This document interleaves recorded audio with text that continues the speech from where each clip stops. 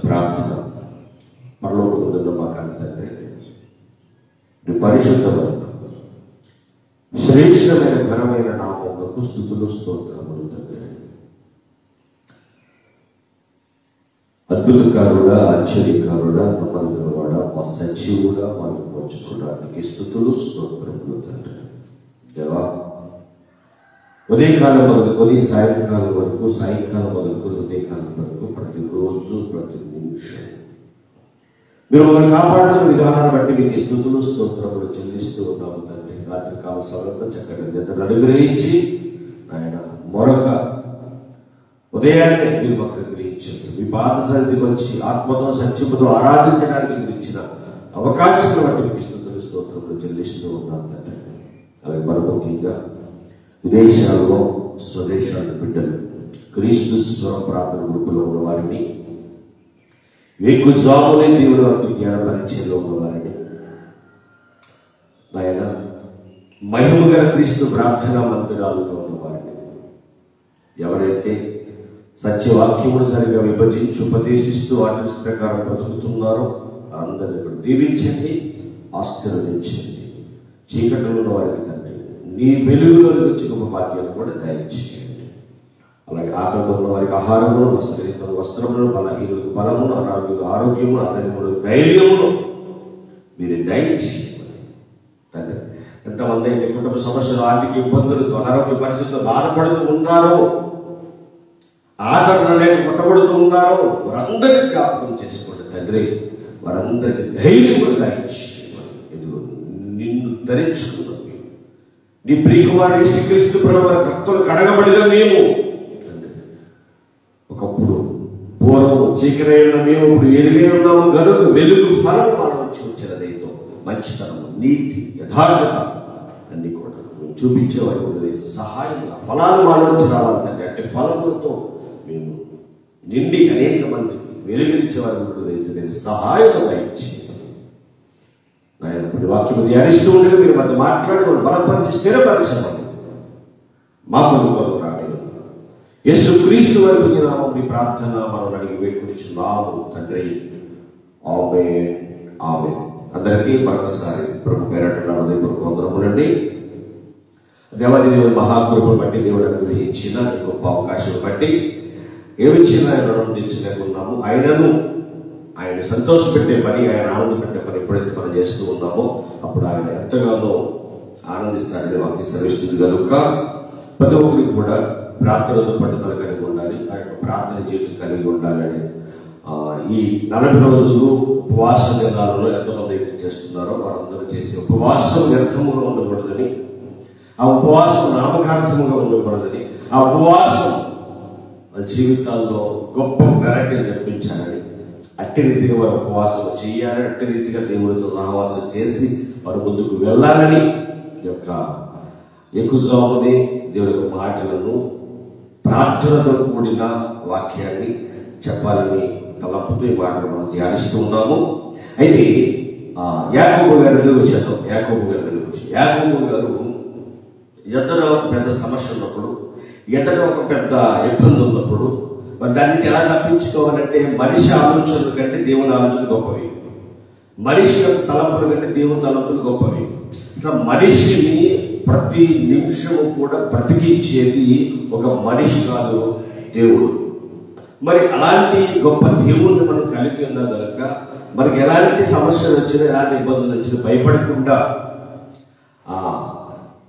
కుమిలిపోకుండా, కురిగిపోకుండా ధైర్యంగా మనం ఉండాలి, ధైర్యంగా మనం ముందుకు వెళ్ళాలి అన్నది చాలా ప్రాముఖ్యమైన విషయాలు ప్రేమ దేవుడు. అలాంటి ప్రాముఖ్యమైన విషయాలు ఎన్నో మనం నేర్చుకుంటూ ఉన్నాం, ఎన్నో మన బ్రతుకులు చూపించుకుంటున్నాం. అలాగే దేవుణ్ణి మహిమపరచడానికి, దేవుని గణపరచడానికి ఎన్నో ఆత్మీయమైన సంగతి దేవుడు మనకి నేర్పిస్తూ ఉంటాడు. అయితే ఈ రోజు కూడా మనం చాలా జాగ్రత్తగా ఆలోచించగలిగితే ప్రేమ దేవుని వల్ల యాకోబు గారికి ఉన్న సమస్య, యాకోబు గారికి ఉన్న కఠినమైన పరిస్థితులను బట్టి ఆయన ఏం చేశాడంటే తనకున్న వారందరినీ కూడా రేవు దాటించాడు. అది మీరు ఎక్కడ చూస్తారంటే ఆదికాండం 32వ అధ్యాయము 24వ వచనం కానీ మనం జాగ్రత్తగా ఆలోచించినప్పుడు ప్రేమ దేవుని వల్ల అక్కడ ఏమని రాయబడి ఉంది, ఇవి జాగ్రత్తగా ఆలోచించగలిగితే 24వ వచనంలో, యాకోబు ఒక్కడు మిగిలిపోయి ఒక నరుడు తెల్లవారు వరకు అతనితో పెనుగులాడను, తాను అతన్ని గెలవకుండు చూచి తొడగూటి మీద అతన్ని కొట్టెను. అప్పుడు అతడు ఆయనతో పెనుగులాడటం వలన యాకోబు తొడగూటు వసిలెను. ఆయన తెల్లవారుచున్నది కనుక నన్ను పోనిమ్మనగా అతను నీవు నన్ను ఆశీర్వదిస్తేనే గాని నిన్ను పోనివ్వను అనెను. అది ఒక ఆత్మీయ అర్థం ప్రేమ దేవుడు మాత్రం. తను ఎలాగైతే యాకోబు గారు పట్టుదలగా ప్రార్థన చేస్తున్నాడు, తనకున్న సమస్యలు కానీ, తనకున్న ఇబ్బందులు కానీ, తనకున్న ఆ యొక్క ప్రాబ్లం ఏదైతే ఉందో దాన్ని చూసి ఆయన భయపడి పారిపోలేదు. భయపడి ఇక నా వల్ల కాదు, వెనక్కి వెళ్ళిపోవాలని అనుకోలేదు. ఆయన ముందుకు వెళ్ళాలి. మరి ముందుకు వెళ్ళాలి అంటే నాకు తోడెవరు, ముందుకు వెళ్ళాలి అంటే నాకు గమ్యానికి దారి దిక్చూచి ఎవరు అన్న ఆ ఆలోచనతో వెంటనే మోకరించాడండి. సిద్ధంగా ఉన్నాడు, ఒక్కడే ఉన్నాడు. అందరిని బయటకు పంపించాడు, ఆ ఏరు దాటించాడు. ఆ దాటించిన తర్వాత మోకరించి ప్రార్థన చేయడం మొదలు పెట్టాడండి. ఎస్, నీ జీవితాల్లో కూడా నా ప్రియ సహోదరి సహోదరుడు, నీ జీవితాల్లో ఎన్నో సమస్యలు ఆనాడు ఇశ్రాయేలు ప్రజలకు అడ్డొచ్చిన ఎర్ర సముద్రం వల్లే ఎన్నో సమస్యలు, నీకు నాకు ఎన్నో ఇబ్బందులు, ఎన్నో ఎరుకులు. ఆయనను భయపడద్దు, ఇట్లా భయపడవలసిన పని లేదు. ఎందుకనంటే మనము సమస్తాన్ని సృష్టికర్తను మనం నమ్ముకున్నాం. ఆయన ఏదైనా చేయగలడు. ఆయన అసాధ్యమైనది ఏది లేదు. ఆయనకి సమస్తము కూడా సాధ్యమైన విషయాలు అన్న మాటలు ఎన్నో వింటున్నాము. మన బ్రతుకులు ఎన్నోసార్లు చూశాను లేదా నేను చెప్పండి. నిజంగా నీ కుటుంబంలో ఆయన కార్యం చేయలేదా? నీ కుటుంబంలో సమస్యలు ఉన్నాయని, నీ కుటుంబంలో ఇబ్బందులు ఉన్నాయని ఎన్నోసార్లు కుమిలిపోలేదు. అలాంటి కుమిలిపోతున్న టైంలో ఎవరో ద్వారా ప్రార్థన చేసి నిన్ను ధైర్యపరచలేదు. ఒకసారి గుర్తుపెట్టుకోండి. మరి అవన్నీ మర్చిపోయామా? అవన్నీ కూడా పక్కన పెట్టేసామా? ఇప్పుడు మళ్ళీ లోకం అంటూ తిరుగుతున్నామా? లోకంలో తిరుగుతున్నామా? నా ప్రియ సహోదరి సహోదరు, ఎప్పుడు కూడా దేవుడు చేసిన కార్యాలు మర్చిపోవడానికి వీల్లేదు. ఎప్పుడు దేవుడు చేసిన ఆ ఉన్నతమైన కార్యాలు మనం ఎప్పుడు కూడా హృదయం అనే మన ఆలోచన ఉంచుకోవాలి, జ్ఞాపకం ఉంచుకోవాలి. జాగ్రత్త. ఈరోజు చాలా మంది చేసిన మేలులు మర్చిపోయి నాకేం చేశాడు దేవుడు తిరగబడే ప్రజలు ఉన్నారా లేదా ప్రేమ దేవుడు అన్నారు. కాబట్టి అలా కాదు. ఇదిగో యాకోబు ఎలాగైతే ఇందులో సమస్య ఉంది, ఇందులో ఇబ్బంది ఉంది, వాటన్నిటినీ కూడా పక్కన పెట్టి నీ దేవుడికి మొరపెట్టాలి అని మోకరించాడు, మొరపెట్టాడు. ఎలా మొరపెట్టాడు? తెల్లవారేంత వరకు కూడా ప్రార్థన చేస్తూనే ఉన్నాడు. పట్టుదల కలిగిన ప్రార్థన. ఈరోజు ఉపవాసాలను ప్రార్థన చేస్తున్న వారికి ఏముండాలి? పట్టుదల ఉండాలి. ఏంటా పట్టుదల? ఏమి తిందుమా, ఏమి తాగుదామా, ఎప్పుడు 3 అయిపోతుందా, ఎప్పుడు సాయంత్రం అయిపోతుందా, ఎప్పుడు అట్టేసి తినేద్దామా, ఎప్పుడు 30 నిమిషాలు తినేద్దామా కాదు. ఉపవాసం ఉన్నవారు చాలా ప్రశాంతంగా దేవునితో మంచి సంబంధం కలిగి, మళ్ళీ చెప్తున్నారు, మీరు ఉపవాసం ప్రార్థన చేస్తున్నారు అంటే మీకు దేవునికి ఉన్న ఆ గ్యాప్ నుంచి తల వెంటికి కూడా దూరకూడదు. అలాంటి మంచి బంధం కలిగి జీవించాలి ప్రేమ దేవుని వల్ల. అంటే నువ్వు ఉపవాసం ప్రార్థన చేస్తున్నావు అని అంటే ప్రేమ దేవుని వల్ల ఏమి తాగు నేర్చుకోడిపోతున్నాను, ఏ ఫలం కాదు. అస్సలు తిండి జాస్తి వెళ్ళకూడదండి. ఎప్పుడు నువ్వు ఆయన దగ్గర అలా మూలుగుతూ ప్రార్థన చేస్తూ, అనేకుల వరకు ప్రార్థన చేస్తూ, ఇదిగో ప్రపంచంలో ఉన్న వారందరి వరకు ప్రార్థన చేస్తూ, అధికారుల వరకు ప్రార్థన చేస్తూ, ప్రార్థన జీవితం లేకపోతే ప్రార్థన చేయాలో రాకపోతే నీ చేతులు చూసి ప్రార్థన చేయండి. నీ చేతులు చూసి ప్రార్థన చేయండి. 5 వేల ప్రార్థన చేయండి. ఒకటి బొట్టల వీళ్ళు నీ పురానికి, నేను బలపరచడానికి నీ చూసి ప్రార్థన చేయండి. అనేకుల కొరకు ప్రార్థన చేయండి ప్రేమ దేవుని వల్ల. ఇదిగో చూపుడు వేలు కొరకు ప్రార్థన చేయండి. ఏం చూసి ప్రార్థన విషయాలు నేర్పిస్తుంది. అలాగే మంచి వేలు చూసి మీరు ప్రార్థన చేయని విషయాలు నేర్పిస్తుంది. అలాగే ఉంగరపు వేలు గురించి చూసి ప్రార్థన చేయండి, అనేక విషయాలు నేర్పిస్తుంది. చివరికి చిరుగు వేలు గురించి ప్రార్థన చేయండి, అనేక విషయాలు. ఏమంటే ప్రార్థన చేయడానికి అనేకమైన మార్గాలు ఉన్నాయి ప్రేమ దేవుని వల్ల. నాకు ప్రార్థన రాదు అనడానికి వీల్లేదు. నలుగురిలో ఉన్నప్పుడు ప్రార్థన చేయాలి, ఒంటరిగా ఉన్నప్పుడు ప్రార్థన చేయాలి. నీ జీవితం ప్రార్థనతో ముడిపడి ఉండాలి ప్రేమ దేవుని వల్ల. ఎందుకు యాకోబు ఒంటరిగా ఉన్నాడు, యాకోబు ఒంటరిగా ప్రార్థన చేస్తున్నాడు. తండ్రి నువ్వే నన్ను దీవించాలి. ఇక్కడ ఏమన్నాడో తెలుసా? నువ్వు ఆశీర్వదిస్తేనే గాని నేను పోనీయను అన్నాడండి. అంటే ఆయన ప్రార్థనతో, స్తుతుల సింహాసనంతో దేవుణ్ణి తిప్పేసి ఎక్కడికంటే మనం నీ ప్రార్థన ఎలా ఉంటుంది? మన ప్రార్థన ఎలా ఉంటుంది? ఇది 5 నిమిషాలు చేసేసి అయిపోయి అనుకున్నామా? లేకపోతే మన ప్రార్థన ద్వారా స్తుతులు సింహాసనం వేసి అక్కడ దేవుడు ఆశీనుడయ్యేంత గొప్ప ప్రార్థన మనం చేయగలుగుతున్నామా? ఒక్కసారి ఆలోచించండి ప్రేమ దేవుడు వల్ల. తెల్లవారుజాము లేచి ఒక అరగంట అయినా ఒక గంట అయినా ప్రార్థన చేయగలుగుతున్నావా? ఇటు ఇన్ని మాటలు నిలబడినా కూడా లేవలే పరిస్థితుల్లో ఉన్నావా? ఒక్కసారి ఆలోచించిన ప్రియ సహోదరి సహోదరుడా, మన జీవితం దేనికండి? తినేసి పడుకోవడానిక, తినేసి తిరగడానిక, లేదా నీకు దేవుడు ఇచ్చిన కుటుంబాన్ని కాపాడుకుంటే సరిపోతుందా? మరి దేవుడి పని చెయ్యొద్దా? దేవుడు అన్న మాట చెయ్యొద్దా? దేవుడు నువ్వు వెలుగుకు పడ్డావు కనుక నువ్వు వెలుగు ఫలంతో అనేక మంది కనిపించాలని చెప్పి మాట మర్చిపోయారా? ఆలోచించండి ఒకసారి. నీ కుటుంబం చక్కగా కొనసాగాలంటే ముందు నువ్వు దేవుని వల్ల వెళ్ళాలి కదా. నీ కుటుంబం ఉన్నత స్థితిలో వెళ్ళాలని ప్రార్థన చెయ్యాలి కదా, దేవునితో గడపాలి కదా. ఎక్కడ ఉంది అంటున్నా? ఒకసారి ఆలోచించిన ప్రేమ దేవుని వల్ల. అన్ని బాగుండే దేవుని మర్చిపోతారు, అన్ని బాగులేనప్పుడు చేసి ప్రార్థన చేస్తాం. అలా కాదు, నిత్యం బాగున్నా బాగోకపోయినా ఎప్పుడు మనమంటూ ఒక టైం ఆయన కేటాయించాలి. ఆ సమయంలో ఆయన ప్రార్థన చేయాలి ప్రేమ దేవుని వల్ల. ఎలా ఉందాం? ఇక్కడ యాకోబు గారు అన్నట్టుగా నువ్వు నన్ను ఆశీర్వదిస్తేనే కానీ నేను ప్రార్థన మీద లేగను అర్థం. దానికి నేను మోకాల నుంచి లెగను. ఎన్ని ఇబ్బందులు వచ్చినా, నా మోకాలకు దెబ్బ తగిలినా, ఎప్పు పుట్టినా నేను లేవను. నువ్వు నాకు ఏదో ఒక నిదర్శనం ఇవ్వాలి. నువ్వు నాతో మాట్లాడాలి తండ్రి. నువ్వు మాట్లాడితే నేను బ్రతుకుతాను తండ్రి. నువ్వు మాట్లాడితే నేను ముందుకు వెళ్ళగలను తండ్రి. నీ మాట నన్ను బ్రతికిస్తుంది తండ్రి. నీ మాట నన్ను నడిపిస్తుంది తండ్రి అని ప్రార్థన చేయాలి. ఆయన మాట స్వరం మనం వినాలి. అట్టి రీతిగా ప్రార్థన చేయాలి ప్రేమ దేవుడు వల్ల. పట్టుదల కలిగి ప్రార్థన చేయాలి. ఇక్కడ యాకోబు గారు చేశాడు ప్రార్థన. ఇదిగో నువ్వు ఆశీర్వదిస్తే కానీ ప్రార్థన వచ్చి లేవాలి తండ్రి. నిజమే, మన ప్రార్థన ఆలోచించండి.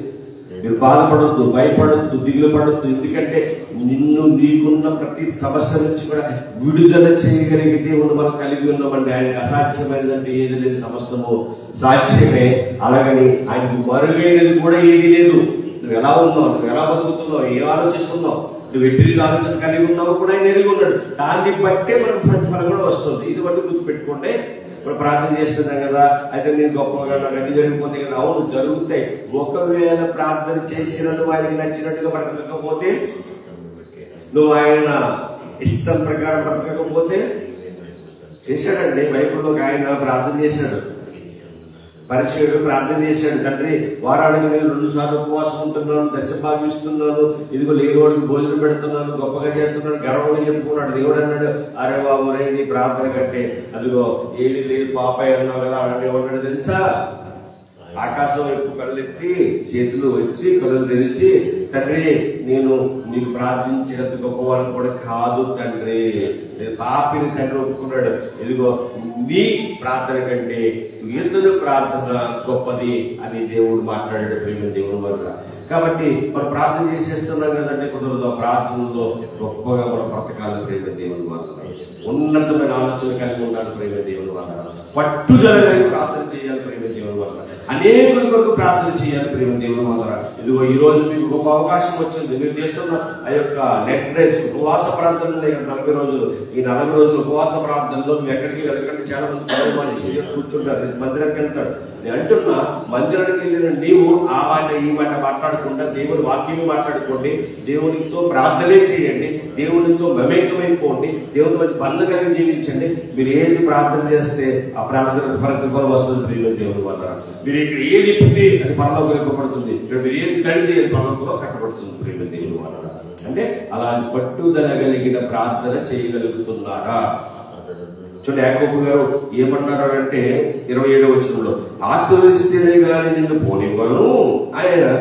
అప్పుడు దేవుడు నీ పేరేమిటని అడగగా అప్పుడు యాకోబు అని చెప్పారు. అప్పుడు ఆయన, నీవు దేవుడితోనూ మనుషులతోనూ పోరాడి గెలిచితివి కనుక ఇక మీదట నీ పేరు ఇశ్రాయేలే గాని యాకోబు అనబడదని చెప్పారు. అప్పుడు యాకోబు నీ పేరు దయచేసి తనకు మనకు అందుకు ఆయన నీవు ఎందు నిమిత్తము నా పేరు అడిగితు అని చెప్పి అక్కడిని అతన్ని ఆశీర్వదించు. యాకోబుని నేను ముఖాముఖిగా దేవుణ్ణి చూచితున్నా అని నా ప్రాణం దక్కించుకున్నాడని ఆ స్థలమునకు పెనియేలు అని పేరు పెట్టబడ్డాడు. అతను పెనియేలు సాగిపోతుండగా ఇక్కడ జాగ్రత్తగా ఆలోచిస్తే ప్రేమ దేవుడు వాళ్ళరా మొత్తం మీద దేవుని ఆశీర్వాదం పొందితేనే కానీ ప్రార్థనలు వచ్చి లేగలేదన్నమాట. అది మన పితరుల యొక్క లక్షణాలు. మరి నువ్వు మనము మరి ప్రార్థన చేస్తున్నాము, ఆ ప్రార్థన ప్రతిఫలం పొందుకునేంత వరకు ప్రార్థన చేస్తున్నామండి. ఒక వారం చేసి, ఒక నెల చేసి, ఒక సంవత్సరం చేసి, అరే ఎన్నిసార్లు చేసేసారు కదా, ఇది చెయ్యక్కర్లేదని మానేస్తున్నారు. ఒక్కసారి ఆలోచించండి. ప్రార్థన వలన కలిగే ఫలితము గొప్పది ప్రేమ దేవుడి వల్ల. అది ఎలాంటి కార్యాలైనా సఫలం చేస్తుంది, ఎలాంటి సమస్య నుంచైనా మనల్ని దూరం చేస్తుంది, ఎలాంటి ఇబ్బంది నుంచైనా మనల్ని విడిపిస్తుంది, ఎలాంటి అనారోగ్య పరిస్థితుల నుంచి అయినా సరే మనల్ని ఆరోగ్యవంతులుగా చేస్తుంది. అంటే ప్రార్థనకు అంత శక్తి ఉంది. గుర్తుపెట్టుకోండి, ప్రార్థనకు అంత గొప్ప శక్తి ఉంది. కాబట్టి ప్రేమ దేవుడి వల్ల ప్రార్థించే మనం అందరం కూడా చాలా జాగ్రత్తగా దేవునికి ఇష్టమైన ప్రార్థన, దేవుడు మెచ్చుకునే ప్రార్థన మనందరూ చెయ్యాలని ఈరోజు మనం చూసినట్టుగా యాకోబు గారు చేసిన పట్టుదల కలిగిన ప్రార్థన చేద్దాము. అనేక మంది గురించి ప్రార్థన చేద్దాము. అనేక మందిని దేవుళ్ళకి నడిపించడానికి ముందు కొనసాగుదాము. ఒక అర్హమైన పాత్రగా వాడబడదాము. అట్టి అర్హమైన పాత్రగా మీరు అందరూ వాడబడాలని, అనేకుల కొరకు ప్రార్థించాలని, అలాగే ఇప్పుడు ఎవరైతే పనులకు వెళ్తున్నారో, ఎవరైతే ఎవరికి జాబులకు వెళ్తున్నారో, ఎవరైతే ఎవరి యొక్క వ్యాపారం చేసుకోవడానికి వెళ్తున్నారో అందరికీ కూడా బస్ డ్రైవింగ్ చేసేవారిని, ఆటో డ్రైవింగ్ చేసేవారిని, అలాగే ఇంకా ఏదైతే వర్క్ వాళ్ళకు ఉందో ఆ చేసేవారందరి కొరకు కూడా ప్రార్థన చేద్దాము. దేవుడు వారందరి కుటుంబాన్ని, మీ కుటుంబాన్ని, మనందరి కుటుంబాన్ని దీవించి ఆశీర్వదించును గాక. ఆమేన్. ప్రార్థన. పరలోకమందున్న మా కన్న తండ్రి, ఈ పరిశుద్ధమైన శ్రేష్టమైన ఘనమైన నామమునకు స్తుతులు స్తోత్రములు తండ్రి. ఇదిగో నాయన, ఈరోజు ఇంత గొప్ప మాటలు మాతో మాట్లాడినందుకు వందనములు తండ్రి. పట్టుదల కలిగి ప్రార్థన చేయమన్నా. యాకోబు నాడడానికి ప్రార్థన చేశాడు, అట్టి ప్రార్థన మీరు చేయండి. వాక్యంగా మాట్లాడిన విధానం బట్టి వందనములు తండ్రి. అలాగే నాయన, ఈరోజు మన పనులకు వెళ్తున్న వారిని, bus driving, auto driving, 10th class చదువుతున్న వారిని, ఇంటర్ పరీక్షలు రాస్తున్న వారిని అందరినీ జ్ఞాపకం చేసుకుని, పసి పిల్లల్ని, యవ్వనస్తులు, నడివేసగల వారిని, వృద్ధులు జ్ఞాపకం చేసుకుని, ఆరోగ్యం ఇచ్చి బలం ఇచ్చే శక్తి నుంచి మీరు ముందుకు నడిపించమని మా కొరకు రాని యేసుక్రీస్తు వరకు నామం మీ ప్రార్థన మనం అడిగి వేడుకొనిచున్నాము తండ్రి. ఆమేన్. తండ్రి దిన ప్రేమ, కుమారుడు యేసుక్రీస్తు ప్రభువారి కృపై, పరిశుద్ధాత్మ సహవాసం ఎప్పుడు ఎల్లప్పుడూ సదాకాలం తోడే నడిపించును గాక. ఆమేన్. ఆమేన్. అందరికీ వందనాలు. God bless you all.